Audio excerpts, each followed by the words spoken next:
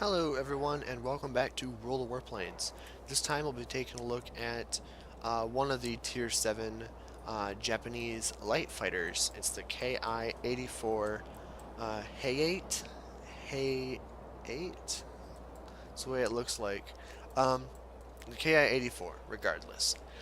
And yeah, we'll quickly go over the history, then we'll jump to the statistics, and then we'll take a look at some really good gameplay on the plane. So, this plane was developed for the Japanese Air Force as a promising fighter based on the results of military use of the Ki-43 and Ki-61. The Ki-84 was considered the best mass-produced Japanese fighter during World War II. Over 3,500 aircraft were built. So, yes, it was very effective and had a good career, it sounds like. But let's take a look at what we have in game real quick. Let me open up all these. Alright, so the first thing, it's got machine gun and autocannon armament effective at medium range. So the armament you get two 30s, two 20s. So the 30s are really good and the 20s are really good. And yeah, they are mid to long range, or they're mid range. They're not long range. They're definitely mid range guns. With the 20s reaching out to just under 2,000 feet, and the 30s being over 21 or 2,100 feet exactly. Uh, so definitely it has good range. It doesn't have excellent range. It doesn't have up to a meter or 1,000 meters or 3,000 feet. It doesn't have that good of range, but it is very good range for these guns, which you'd kind of expect, I guess. I don't know. Definitely great guns. Uh, Together with they work really well together. You get the 20s that are mounted right in the hub, and on the wings you get the 30s. So definitely a great layout in terms of gun placement. It works really well for the plane. Then it's also got low survivability. You are a fighter. I don't know exactly how the survivability compares. It feels pretty good for a fighter, but I don't know exactly how it compares. But vulnerable engine and often catches fire. Eh, whatever. Higher speed and good boost. It does have a great engine. This engine does propel you quite well, and it's got excellent boost. It really does. It allows it to really just get around the battlefield pretty well. It's got high maneuverability and horizontal turns. It's definitely got good maneuverability for the tier. Rating of 84, that is exceptional. Only 8 seconds to turn 360 degrees. Very good. 120-degree rate of roll. Definitely not tragic. Not excellent either. It's pretty average. But the speed on it is really good. The maneuverability is really good. The guns are phenomenal. And then the one other thing, it says effective in mid-altitude combat. Uh, it has a good altitude performance. It's almost 6,000 feet. At tier 7, that is really decent. So if you couple that with a good engine, you really don't have an issue with altitude performance. I don't think it's the greatest. I know that American planes and some German planes probably have slightly better altitude performance, but it's definitely not terrible, and you can make the altitude performance coupled with the engine work really well together. So overall, it's got a lot of good things going for it. Excellent guns, excellent airspeed, phenomenal maneuverability, and a very decent altitude performance. You combine all those features together, and you really do have one nasty package of a plane. You do not want to be on the receiving end of this plane. So let's quick take a look at the service. I have Universal mounted, but I'm trying to save up credits and I don't have a premium account, so I'll probably get rid of that and go back down to standard ammo. Uh, we have first aid kit, pneumatic restarter, control surface trim. If you've watched my channel at all, that's just kind of the setup I go with. Set it up the way that you want, and it's completely okay. But that's just, for me, that's what I find to work the best. I just don't really care for fire extinguishers that much. I think the other ones are more important. If we look at the upgrades, you definitely want to go for the 30s first, and then the 20s, or the 20s and then the 30s. Both of these guns are fantastic, and even stock, you're going to be sitting pretty well. I never had an issue flying this plane and feeling underpowered stock, and that's just something you can't say about every plane. This one feels really good, even stock. So then you can only imagine how it feels when you get it fully upgraded. It is fantastic. Really, really good fun. So go with the guns first, and then I would go airframe because there's only one upgrade, and then the engine because then you have to research two. This one's only on the Ki-84. This module is also on the Ki-84, so you have to research both. And I think these guns, they go on the Ki-94 too, but you're going to want to research them. But this plane is really good. It does a lot of things right. If you watch my A7M review, I hinted that there was one Tier 7 plane that I thought was straight up better than the A7M, and it's this one. The A7M is very good for its tier. I don't think it's broken. It's very good. This plane is an A7M on steroids.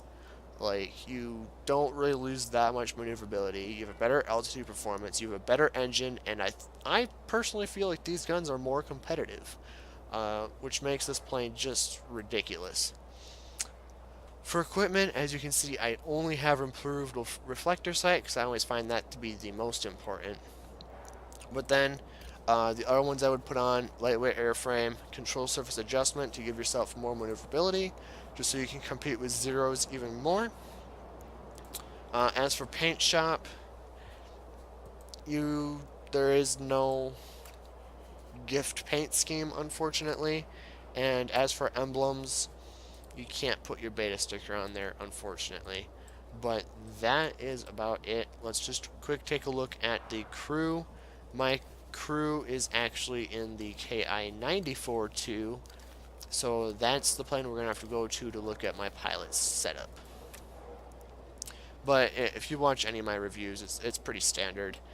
You go with Marksman 1, Marksman 2, Aerobatics Expert, and Aerodynamics Expert. Those are the modules you want. They work the best. I only have firefighting because I'm waiting to get another skill point, and then I'll reset it and go with one of these. So that's the pilot setup, and that's about it with the plane. Definitely a great plane. Really, really good plane for the tier. And you'll see that if I ever do a review on this plane, I don't know, it's going to be pretty difficult to get a good game in this plane. This is the upgrade, the Ki-94 too. But as you can see, it is a seriously bigger, it's a much bigger plane, and all the guns, you get the same guns as the Ki-84, which is the one we're talking about right now, but they're all wing mounted, and for some reason it makes them so inaccurate for some reason. So this plane, the Ki-84, with the 20s being in the actual nose, feels really, really good. I would rather fly this plane at tier 8 than the Ki-94 2. I'm dead serious because this plane is ridiculously good. If they swapped the Ki-84 and the Ki-94 2 to tiers, so this one jumped up to tier 8 and the Ki-94 jumped down to tier 7, I think that would make more sense because this plane really is that good. facing tier 8s in this plane is literally no problem whatsoever. Your guns will delete them very quickly. You have excellent maneuverability, excellent altitude performance, and excellent airspeed. Just makes for a great plane. Alright, let's jump into some gameplay so I can prove my points. Alright, and welcome back, guys, to the gameplay. I actually have 2 replays in this plane, so that's what we're going to have. If you look at the setup, we actually have unemployed bot on this battle as well. It was completely by accident, I think, but he's a really good player as well. So this should be a pretty interesting battle. This is kind of an old replay, but it's still a really good replay. It's not super old, but it's not the most recent patch either. So, things to keep in mind, well, just watch the guns do their work. And this plane, you throw it into any situation. You can jump from sector to sector just fine. You can throw it up and attack bombers just fine. You can maneuver with planes just fine. And your guns the whole day long will just eat everything apart. It really is a great plane. So it looks like Carter is debating on whether or not to go to the command center. Looks like he's finally going to the command center, which is fine. I'm going to go right to the airstrip, which is actually kind of reversed. Usually it's the other way around. Usually I go command center, he goes airfield. But I guess we're doing it this way, this battle. So we're in at the airstrip. Nailed the P-40. I think I just killed him, but don't quote me on that. I think I just nailed him. And that's just how fast these guns will delete. You do want to make sure you have good shots on your target, because if you don't have good shots on your target, you're just going to be wasting shots, honestly. Your guns will overheat really fast. You have to be kind of aware of that, because your guns do overheat very quickly. So you need to have good marksmanship and good gun discipline. Don't just hold down the trigger, or you're going to have a bad time with this plane. When the guns are overheated, they basically don't fire at all. So they do not do well when they're overheated. But as you can see, you can kill planes before your guns overheat almost every time. It's really not an issue. There's a P-38J. I don't really want to chase him, but unfortunately he's the only target. So I think I'm just going to decide to go to the the garrison instead, and just kind of ignore that guy. There is a couple planes coming in, so I should probably just stay at the airstrip and wait for them to come in. But it looks like I'm going after the garrison. We got an FW-190A5 coming in, and he's almost dead already.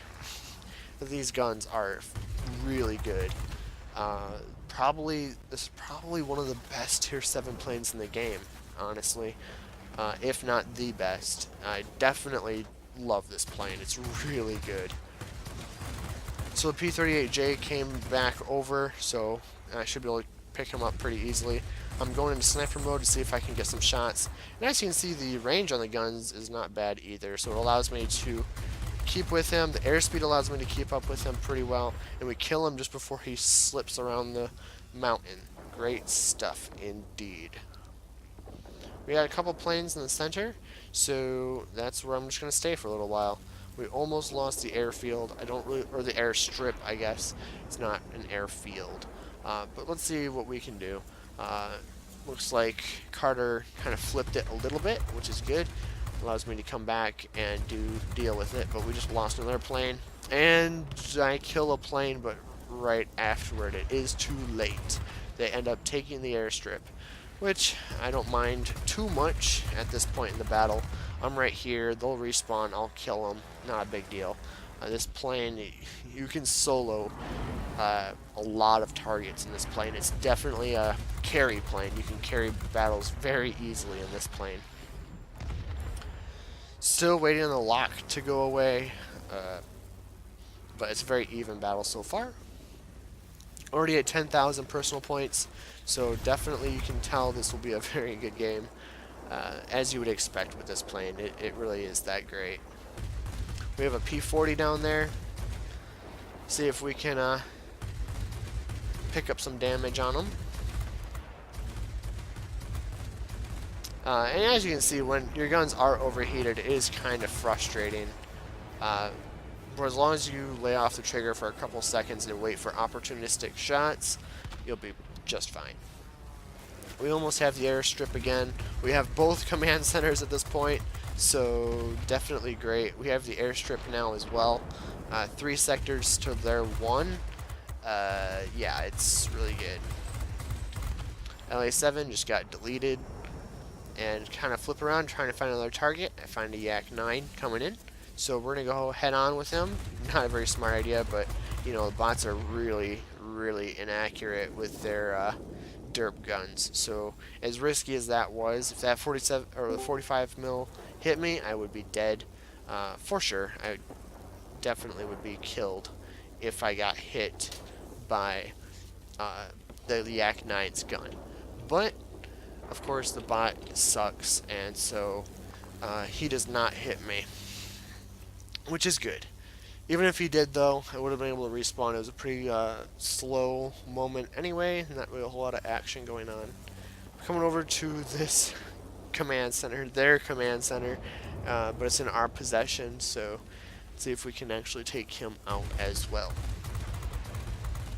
We have P-38J right there. Looks like he wants to die again, and so he will die again. Almost got him. He's on just a couple hit points. There we go. We take him out. There is a lot of enemy planes right there, but we'll see what we can do about it. Take down a Ki-81, no problem. And now we're going to go into the furball solo, because that's what this plane can do. LA7, oh man. Yeah, a bot actually killed me with rockets. Can you believe that? A bot killed me with rockets. I've never seen that happen before. I've never been killed by a rocket by a bot. I don't even think he was aiming at me. He just threw rockets for the heck of it, and it just happened to hit me and kill me. Super unfortunate. If I didn't get killed by that, really could rack up a really nice score. But he did hit me, so it's time to just go back and rack up some more score, I guess. Let me know down in the comments if you've seen anybody get killed by a rocket, by a bot in this game before. I've never seen a bot kill another player, or really anyone, with their rockets before. Especially not in the air. Just, it's really interesting. Something I never had before. We got a plane zipping around over here. It's kind of high. I want to try to gain some distance a little bit. Now I'm going back in. Looks like it's going to be a 2v2. Carter's over here as well. He's on low health, but I am not. He kills the Yak 1M just before I get there. LA7's on his tail, but no more. The LA7 is no longer on his tail. We have an LA9RD. Rocket jet propelled LA, I guess. He dies as well. Super easy kill. We got some more targets. Let's find the Ki-61. And okay, not quite. We couldn't quite get on his tail. And there we go. Now we're on his tail. Fire the cannons and goodbye. You are gone, sir. We got Focke-Wulf 190 A5. I want to get revenge on him. I do not like getting shot by him. I got some guy on my tail. I need to get out of the way. I need to get out of the way. I'm going to die. I reacted very slowly there. I probably should have been killed by him. But he did not kill me, thankfully. Put a couple shots into him, but he's actually doing what he's supposed to do now. And now we got an FW-190 charging in. And he rammed us. This is probably one of the most heartbreaking battles I've done in a little while. Getting rocketed by a bot and then getting rammed by the same bot again. Definitely did not go the way I wanted it to there at the end. But, you know, if things had gone better, would have had a really crazy score. But almost 22,000 personal points. You can't complain about that. There's nothing wrong with that. It's a really good score. And, you know, unless they take the garrison, which they're not going to, but that's the only way they can win at this point, by getting supremacy. So it's a very easy win, very easy. So bots flying around, and that's about it. I was a little bit surprised he wasn't going after that GA, but when I talked to him afterward, he did not even know he was right there until right at the end of the battle. But it is what it is. I think there was like 1 or 2 planes on our team left, so it's pretty good. We got Ace, Winged Legend, and Flying Paladin, so definitely nothing crazy in terms of medals, but it was a very good score on our part. So we'll head over to the post-battle results, and then we will go on to the next replay. So it looks like I completed solo artist, and so I got some extra credits. 79,000 credits because of that then, which is pretty cool.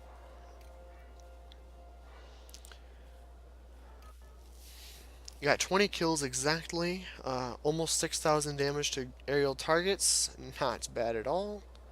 Not bad at all. And yeah, that's about it.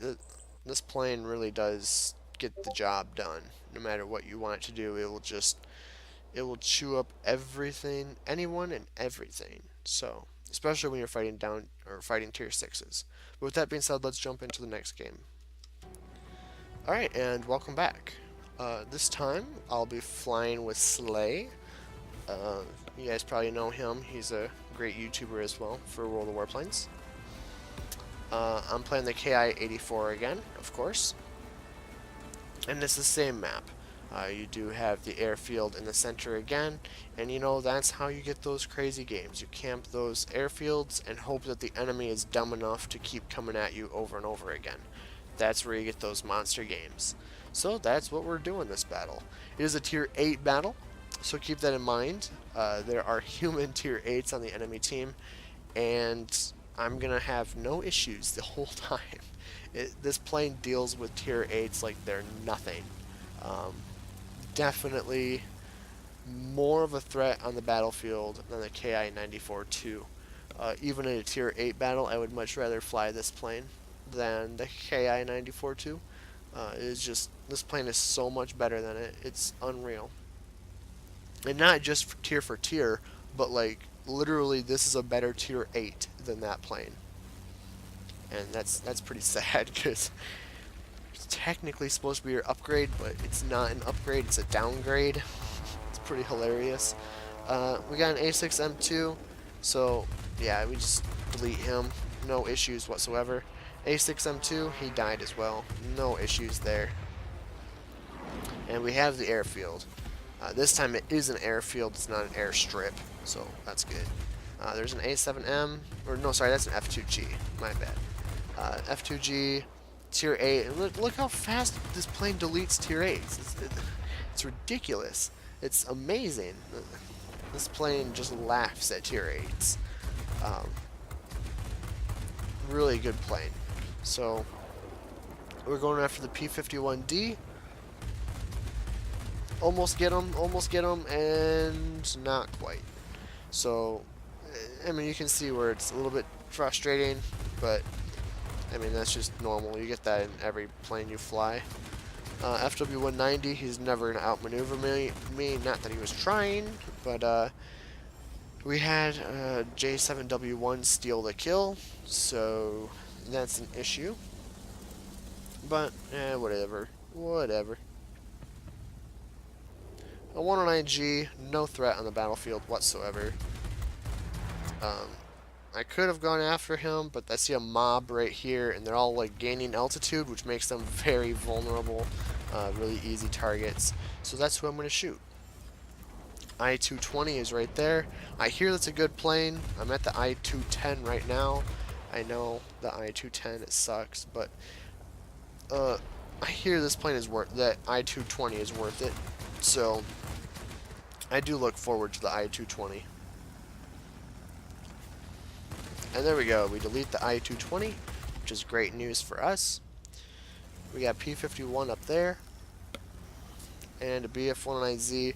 Not really a whole lot of targets to shoot at right now, unfortunately. But it is what it is. P-51 is leaving, so yeah, that's a thing. The enemy has the factory, and we do not have a factory yet, so that's also an issue. Uh, but we'll see. Again, someone else took the kill, so only get assistance points. Kind of sucks. And I really am trying to just find targets, so I'm starting to think maybe I should just go and camp their spawn, you know? Maybe that'll be the best. Going after the F7F right now. He's on fire, which is good. It'll make my life a little bit easier. He's almost dead, and dead. Great job. My pilot and my wing are knocked out, and I got killed by Ki-84, I think? Not entirely sure. Yeah, Ki-84, so the exact same plane as me. This plane, you do not want to be getting shot by this plane. You die very quickly. FW-190, again, super easy kill. He's not maneuverable, he's not going very fast, he just kind of dies. So, easy kill. 109G is right there, so he's going to be an easy kill as well if I can get my guns in range. Which I do, and so he dies. Now we're going after Garrison. They have both mining plants now. Certainly not a good situation. But at the same time, I'm farming a nice score. I like my score. But what am I supposed to do over a mining plant? There's like never any targets there. And if I went and took one of the mining plants, then they would just take the airfield, which, you know, I guess arguably the airfield is not as important as the mining plants in this battle, which is completely true. And we got wrecked by 109Z, but at the same time, I can't do anything at the factory. I'm less useful to the team by going to the factory. So Slay switched over to the IL-10. Great choice. I could switch to my GA as well, but I feel Slay will do just fine taking down those factories by himself. He doesn't need my help. And also this way I can protect the airfield while he does work. So great decision by Slay, great strategic value. It only sucks having to switch out your planes though, because switching out your planes means that you don't really get as much for your times 2s and times 3s and times 5s. It just isn't as great. So I try to avoid switching out planes as much as possible. Just even if that means that we lose, I'd rather lose and get a good game in one plane than switch out, win, and have done like nothing in the plane that gets a times 2. You know, it's kind of sad, but that's kind of the way I play. You guys can disagree with it all you want, but that's what I do. Ki-84, let's try to take him out. We have a squall line in 34 seconds, so we do have to be very careful about that.